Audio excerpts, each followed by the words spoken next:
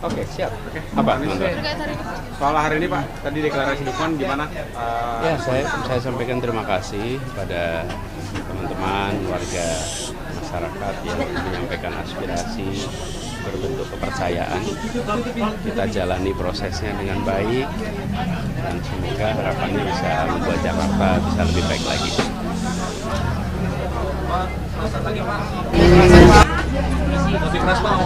Ah, masa nggak kedengeran? Iya Pak, nggak kedengeran Pak.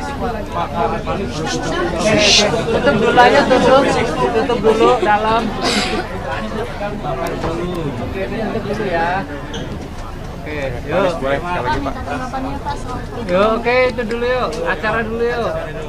Ya, Boleh Pak. saya ingin sampaikan terima kasih kepada warga yang menyampaikan aspirasi berupa kepercayaan, amanat.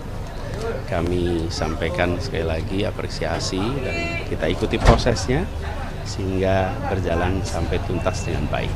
Ya. Oke. Pak Pemprov DKI mencabut pembebasan PBB P2 rumah dengan NJP di bawah 2 miliar itu dengan alasan karena kondisi ekonomi sudah pulih pasca pandemi. Tapi ini dikeluhkan sama warga. Nah, mereka tuh menilai tidak ada sosialisasi dari kebijakan yang Bapak buat ini sejak menjadi gubernur. Ya, jadi semua kebijakan yang dibuat itu harus disosialisasikan dengan baik supaya masyarakat yang terdampak bisa mengantisipasi apapun isi kebijakannya, ya. Nah, kemudian terkait dengan substansinya. Ketika substansinya adalah rumah pertama dan rumah kedua, rumah ketiga dibedakan, maka harus ada sosialisasi supaya masyarakat tahu, masyarakat tidak terkejut, dan kita hormati warga dengan cara memberitahu bila ada perubahan. Lalu yang ketiga, kita ingin agar Jakarta ini menjadi kota yang bisa terasa seperti rumah bagi semua. Kebijakan pajak dan kebijakan tata ruang sesungguhnya adalah tentang siapa tinggal di mana, siapa boleh tinggal di mana. Nah, kita ingin semua orang boleh tinggal di Jakarta.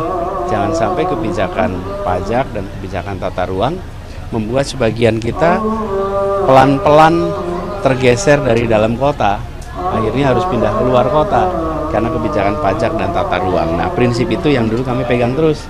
Kami ingin warga Jakarta termasuk yang prasejahtera bisa tinggal di Jakarta dengan tenang.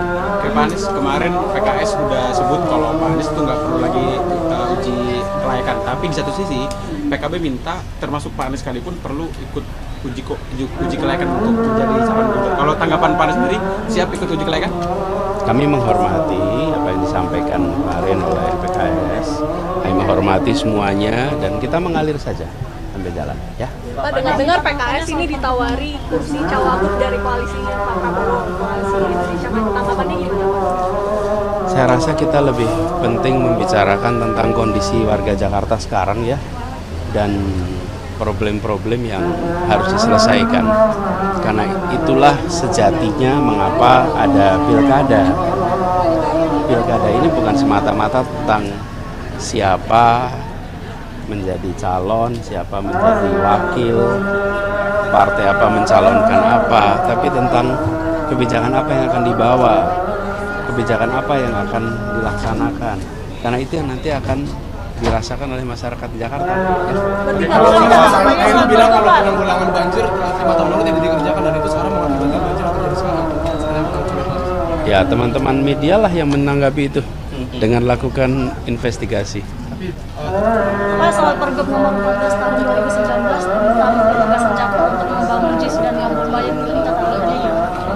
Udah lewat gitu. Pak, kalau Pak, itu kenapa Pak baca tanda tanganin Pergub itu Pak? Pak. di CSD itu kan pasti nggak boleh ada motor Pak. Ya, keselamatan warga itu nomor satu, dan ketertiban harus dijaga secara disiplin sehingga negara hadir untuk mencegah situasi seperti itu. Ya, makasih ya. Oke, terima kasih. Terima kasih. Terima kasih teman-teman. Yuk, terima kasih. Apa? Siap. Lama sekali. Masa nggak kedengeran? Iya Pak, nggak kedengeran Pak. Tutup dulu aja, tutup dulu dalam. Oke, ini tutup dulu ya. Oke, yuk. Boleh sekali lagi Pak. Tanggapannya Pak soal program. Yuk, oke, itu dulu yuk. Acara dulu yuk. Ya, Boleh Pak. saya ingin sampaikan terima kasih kepada warga yang menyampaikan aspirasi berupa kepercayaan, amanat. Kami sampaikan sekali lagi apresiasi dan kita ikuti prosesnya sehingga berjalan sampai tuntas dengan baik. Ya. Oke. Pak Pemprov DKI mencabut pembebasan PWB-P2 rumah dengan NJP di bawah 2 miliar itu dengan alasan karena kondisi ekonomi sudah pulih pasca pandemi. Tapi ini dikeluhkan sama warga. Nah, mereka tuh menilai tidak ada sosialisasi dari kebijakan yang Bapak buat ini sejak menjadi gubernur. Ya, jadi semua kebijakan yang dibuat itu harus disosialisasikan dengan baik supaya masyarakat yang terdampak bisa mengantisipasi apapun isi kebijakannya, ya. Nah, kemudian terkait dengan substansinya.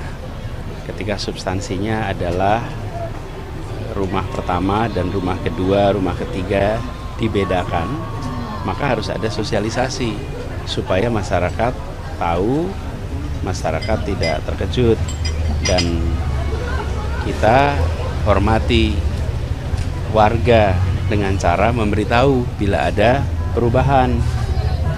Lalu yang ketiga, kita ingin agar Jakarta ini menjadi kota yang bisa terasa seperti rumah bagi semua. Kebijakan pajak dan kebijakan tata ruang sesungguhnya adalah tentang siapa tinggal di mana, siapa boleh tinggal di mana. Nah, kita ingin semua orang boleh tinggal di Jakarta. Jangan sampai kebijakan pajak dan kebijakan tata ruang membuat sebagian kita pelan-pelan tergeser dari dalam kota, akhirnya harus pindah keluar kota karena kebijakan pajak dan tata ruang. Nah, prinsip itu yang dulu kami pegang terus. Kami ingin warga Jakarta termasuk yang prasejahtera bisa tinggal di Jakarta dengan tenang. Oke Pak Anies, kemarin PKS sudah sebut kalau Pak Anies itu nggak perlu lagi uji kelayakan. Tapi di satu sisi PKB minta termasuk Pak Anies sekalipun perlu ikut uji kelayakan untuk menjadi calon gubernur. Kalau tanggapan Pak Anies sendiri, siap ikut uji kelayakan? Kami menghormati apa yang disampaikan kemarin oleh PKS. Kami menghormati semuanya dan kita mengalir saja sambil jalan, ya. Pak, dengar-dengar PKS ini ditawari kursi cawagup dari koalisinya Pak Prabowo, koalisi Indonesia Maju. Tanggapannya gimana Pak? Saya rasa kita lebih penting membicarakan tentang kondisi warga Jakarta sekarang, ya, dan problem-problem yang harus diselesaikan. Karena itulah sejatinya mengapa ada pilkada.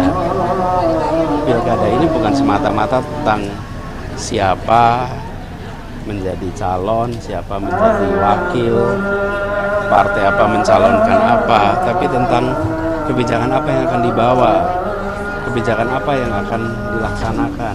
Karena itu yang nanti akan dirasakan oleh masyarakat Jakarta. Ya. Kalau saya bilang kalau penanggulangan banjir 5 tahun lalu tidak dikerjakan dan itu sekarang mengakibatkan banjir terjadi sekarang. Ya, teman-teman media lah yang menanggapi itu dengan lakukan investigasi. Pak, soal Pergub nomor 14 tahun 2019 tentang penugasan Jakpro untuk membangun JIS dan Kampung Bayam Keliling Tata Ruang ini. Udah lewat gitu. Pak, Pak, itu kenapa Pak Bapak tanda tangani Pergub itu Pak? Pak. Udah ya, di CND itu kan Pak nggak boleh ada motor Pak. Ya, keselamatan warga itu nomor 1 dan ketertiban harus dijaga secara disiplin sehingga negara hadir untuk mencegah situasi seperti itu. Ya, makasih ya. Oke, terima kasih.